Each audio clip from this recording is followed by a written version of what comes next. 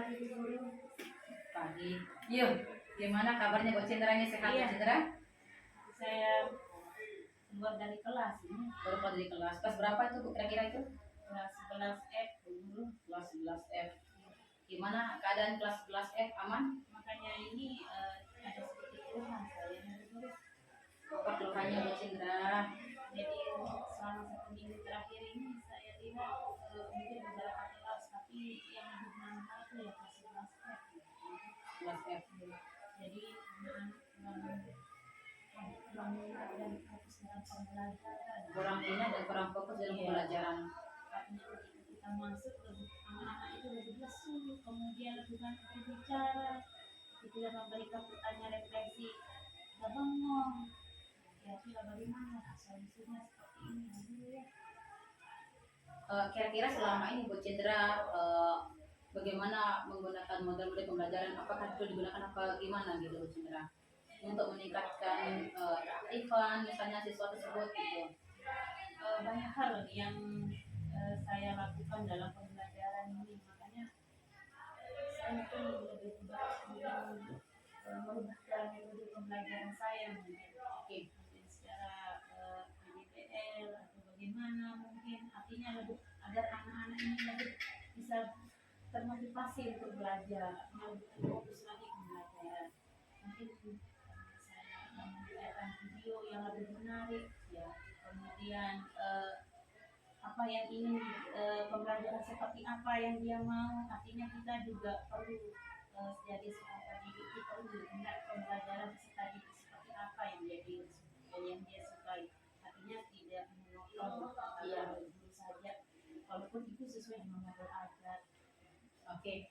Kira-kira tadi kan Bu Cindra agak ini ya, terkait dengan agak mengeluh ya terkait dengan kondisi anak kita yang kurang aktif, kurang termotivasi untuk belajar. Kira-kira apa penyebab mereka untuk kenapa mereka seperti itu kira-kira?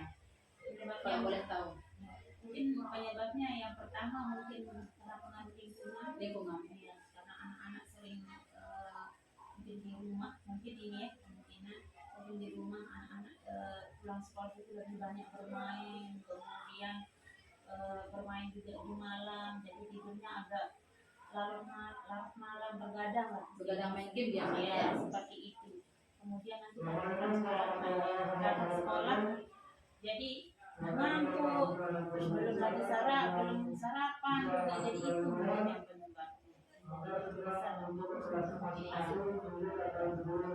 Kira-kira seperti apa rencana aksinya Bu Guru nanti untuk merubah apa sedikit lah ya, biar siswa lebih aktif, lebih termotivasi untuk belajar. Seperti apa kira-kira? Mungkin langkah pertama yang saya lakukan adalah saya akan berusaha dulu kira-kira model pembelajaran seperti apa yang mereka inginkan. Artinya setiap anak kan lain-lain model pembelajaran yang dia sukai. Artinya saya juga harus bertanya dulu kira-kira seperti apa yang kalian sukai pembelajaran. Apakah pembelajaran di dalam kelas atau pembelajaran di luar kelas sesuai dengan kurikulum mereka.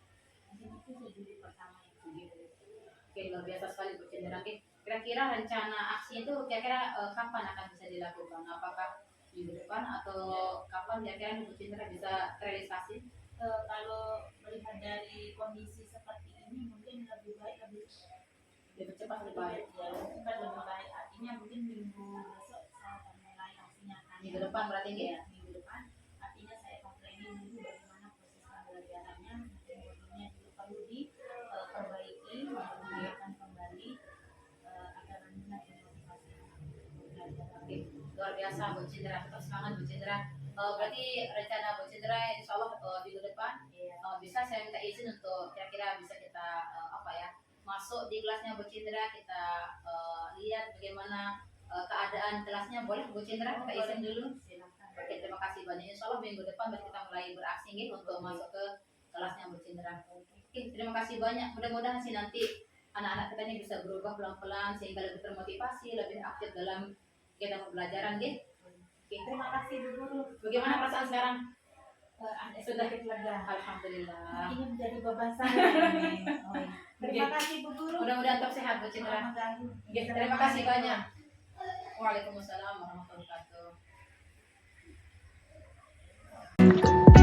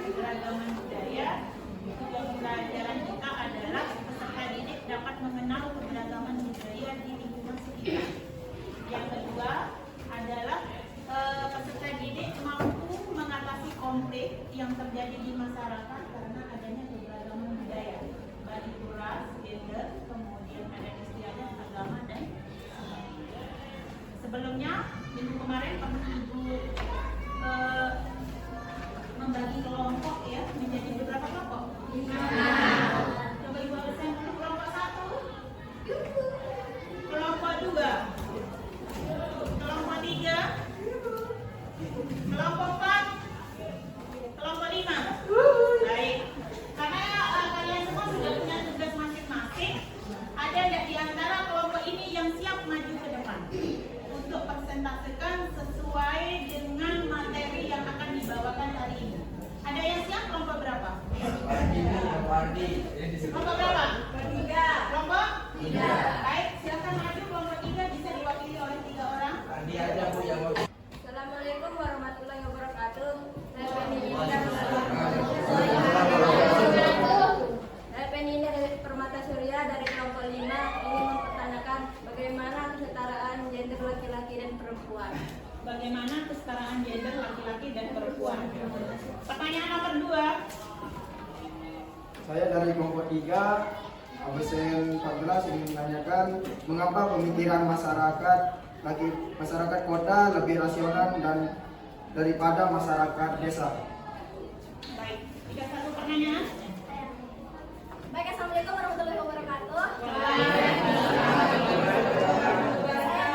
Saya Bayana Triandani dari kelompok 1 ABSN 7. Di sini saya mau bertanya, kenapa di kita itu ada pembatasan gender?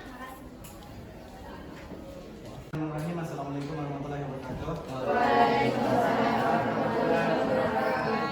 Di sini saya akan membantu menjawab pertanyaan dari PNI Permata Surya dari kelompok 5 yang ingin bertanya tentang bagaimana sih cara untuk mensetarakan gender yang ada di masyarakat atau dalam anggota keluarga.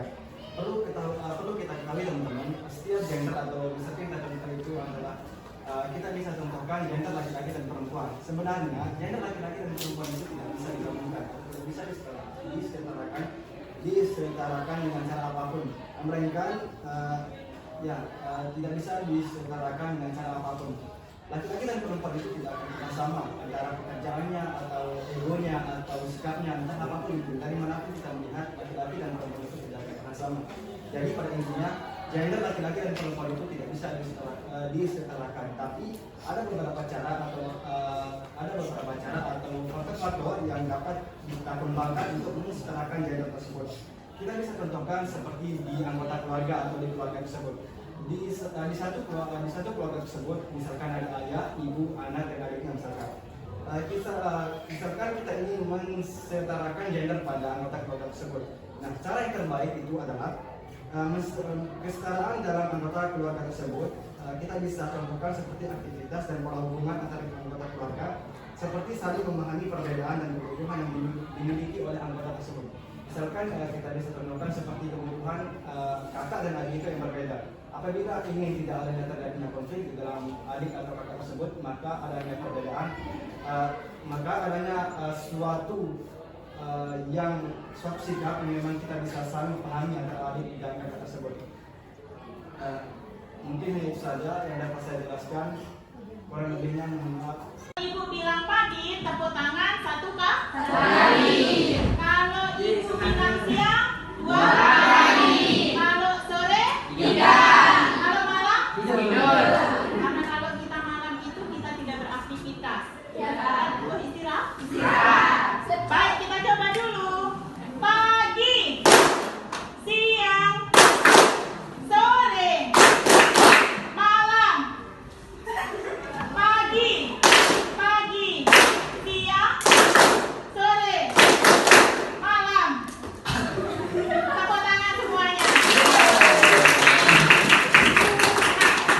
Lalu Adrian, yang tadi pertanyaannya berbunyi, mengapa pemikiran masyarakat kota lebih rasional daripada masyarakat desa? Di sini sudah kita ketahui materi dipakai sudah ada, tetapi bisa dijelaskan lebih detail. Ya, bahwa di sini masyarakat perkotaan umumnya lebih memiliki pemikiran yang lebih rasional, bersifat individualistis dan menjadikan kota sebagai pusat kegiatan ekonomi, sosial, dan politik. Karena di sini masyarakat perkotaan merupakan masyarakat kelompok sosial yang lebih besar dan lebih kompleks. Penduduk kota juga cenderung mencari pekerjaan sesuai dengan pendidikan atau keahlian yang dimiliki. Penghasilan mereka yang mereka dapatkan pun lebih cenderung lebih besar dari masyarakat pedesaan. Itu saja mungkin. Baik. Ada yang mau menanggapi juga? Sudah?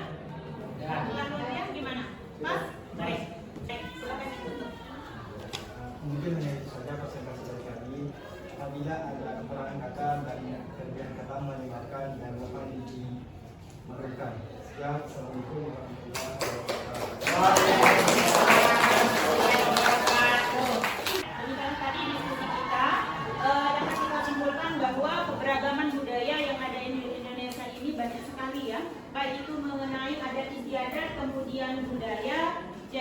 gender itu adalah laki-laki dan perempuan. Kemudian di sini adalah agama. Kemudian yang dapat kita simpulkan adalah ketika terjadinya konflik dalam suatu masyarakat itu adalah cara terbaiknya kita adalah menyelesaikan secara musyawarah. Artinya konflik itu tidak bisa kita selesaikan secara kekerasan karena ini akan menimbulkan atau membias kepada orang lain. Intinya di dalam keberagaman itu adalah kita harus saling menghormati dan saling menghargai. Kita memiliki kepercayaan yang berbeda. Orang lain memiliki kepercayaan yang berbeda, tetapi tetap kita saling menghormati. Artinya bertoleransi. Baik, mungkin hanya ini yang dapat Ibu sampaikan untuk minggu depan. Silahkan yang belum mengumpulkan tugas, silahkan dikumpulkan tugasnya Ibu. Ya, sekian untuk hari ini. Wabillahi taufiq wal hidayah. Wassalamualaikum warahmatullahi wabarakatuh. Waalaikumsalam warahmatullahi wabarakatuh.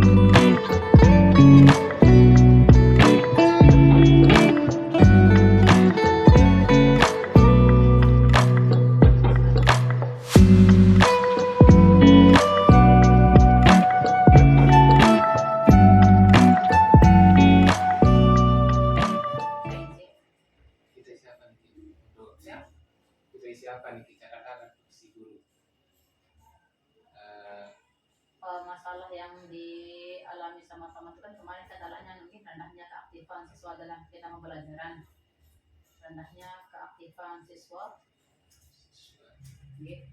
dalam kegiatan pembelajaran.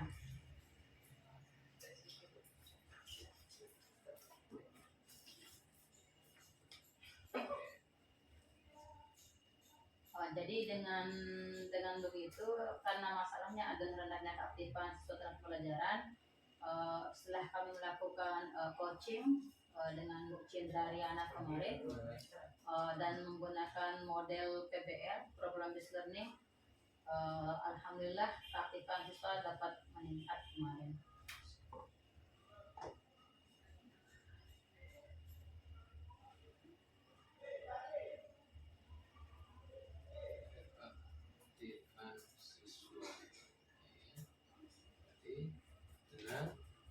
Menggunakan model PBL, keaktifan siswa meningkat.